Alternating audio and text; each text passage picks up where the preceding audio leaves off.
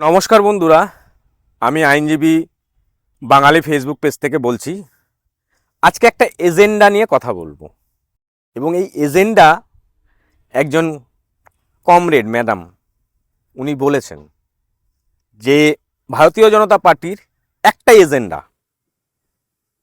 কি সেই এজেন্ডা সেটা আগে একবার শুনে নিন। ছোট্ট ক্লিপটা দেখুন, তারপর আমি বলবো। তাদের একমাত্র এজেন্ডা হচ্ছে এই হিন্দুত্বকে এস্টাবলিশ করা এবং মুসলমানদের উপর অত্যাচার করা, মুসলমানদের সাধারণ জীবন যাপনকে ডিস্টার্ব করা।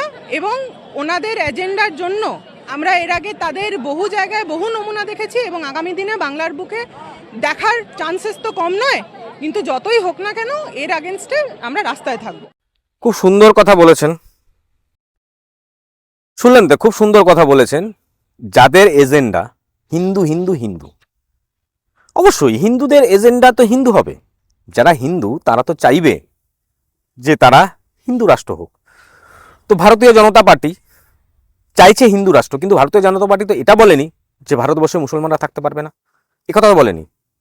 ভারতবর্ষ যখন স্বাধীন হয় তখন ভারতবর্ষে যে ভারতীয় মুসলমানরা ছিলেন তারা তো আছে, তারা তো থাকবে। কিন্তু বাংলাদেশ থেকে যে সমস্ত মুসলিম সম্প্রদায়ের মানুষরা অবৈধভাবে ভারতবর্ষে প্রবেশ করেছে এবং দীর্ঘদিন ধরে এখানে রয়েছে, তো তারা তো এসআইআর এর আটকা পড়বে এবং তারা চলে যাবে। তো এটা নিয়ে তো এই ধরনের কথাবার্তা বলাটা আমার কাছে তো একটু কেমনই লাগছে। আপাতত তাহলে ভারতীয় জনতা পার্টি এই পশ্চিমবঙ্গে ক্ষমতায় এসছে, তো 5টা বছর থাকুক, দেখা যাক যে পশ্চিমবঙ্গের কি ডেভেলপ হয়। কারণ আপনারা রাস্তায় নেমেছেন, নামুন, তাতে কোনো অসুবিধা নেই। তো একটা কথা বলুন তো, যে আমার একটু জানতে ইচ্ছে করছে যে বাংলাদেশে তো প্রায় 1,21,00,000 হিন্দু বসবাস করছে।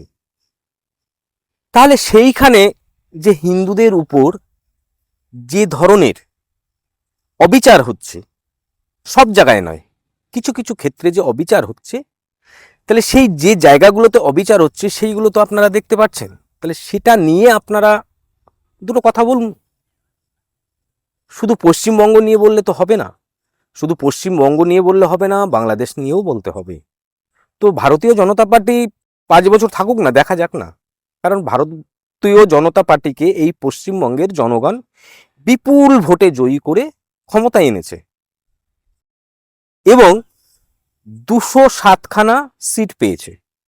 তো দেখা যাক না, 5 বছর তো সময় দিতে হবে। 34 বছর তো আপনারা ছিলেন, তারপরে 15 বছর তো তৃণমূল সরকার ছিল। তো একটু চেঞ্জিং হওয়া দরকার, চেঞ্জিং তো সবে চেঞ্জ হয়েছে।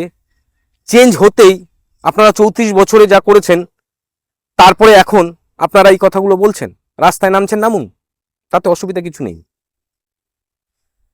হিন্দুরা একত্রিত হয়েছে, এখন একত্রিত হয়ে প্রচুর আসনে জিতেছে।